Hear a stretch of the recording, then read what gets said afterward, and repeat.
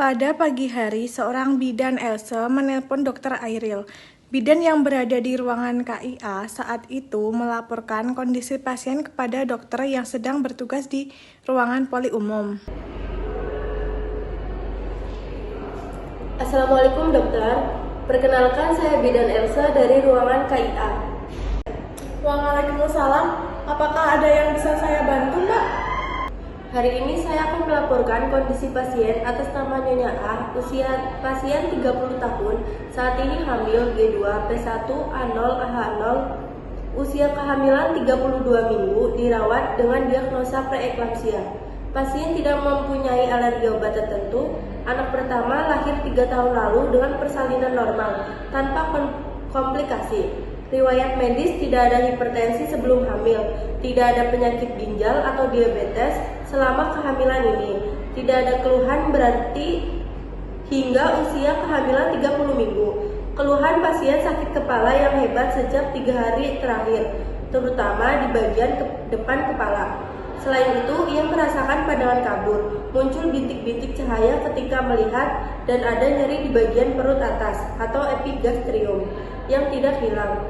Kaki dan tangan bengkak sejak 1 minggu terakhir, serta ia merasa tidak nyaman. Bidan pun memberitahu hasil pengkajian yang sudah dilakukan. Jadi bagaimana hasil pemeriksaannya, Mbak? Setelah dilakukan pemeriksaan, tekanan darahnya 160/110 mmHg, diukur 2 kali dalam selang 6 jam. Edema ada pembengkakan di bagian kaki dan tangan. Berat badannya naik 2 kilo dalam 2 minggu terakhir. Refleks tendonnya ada hiperaktif, indikasi kemungkinan gangguan neurologis. Trombosit rendah, protein urinnya +3, peningkatan enzim hati. Pada saat USG janin, pertumbuhan janin agak lambat, dengan berat lebih kecil dari usia kehamilan. Setelah bidan melaporkan semua kondisi pasien, dokter pun memberi saran kepada bidan untuk memberikan obat kepada pasien tersebut. Apakah dokter ada saran mengenai obat yang bisa diberikan kepada pasien tersebut? Baik Bu Bidan, saran saya pasien diberikan nifedipin 10 mg, loading dose 4-6 gram secara intravena selama 20 menit, lalu betametalson 12 mg secara intramuskular 2 kali 1, dan infus RL 80-100 mg per jam.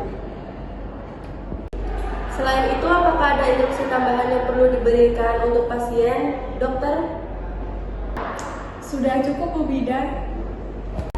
Baik dok, saya ulangi kembali instruksinya. Memberikan nifedipin 10 mg, loading dose 4-6 gram secara intravena selama 20 menit. Betametasone 12 mg secara intramuskular 2 kali 1, dan infus RL 80-100 ml per jam. Apakah benar dok? Iya Bu, sudah benar. Baik, terima kasih dokter, sudah saya catat. Terima kasih atas sarannya. Assalamualaikum. Baik, sama-sama. Waalaikumsalam.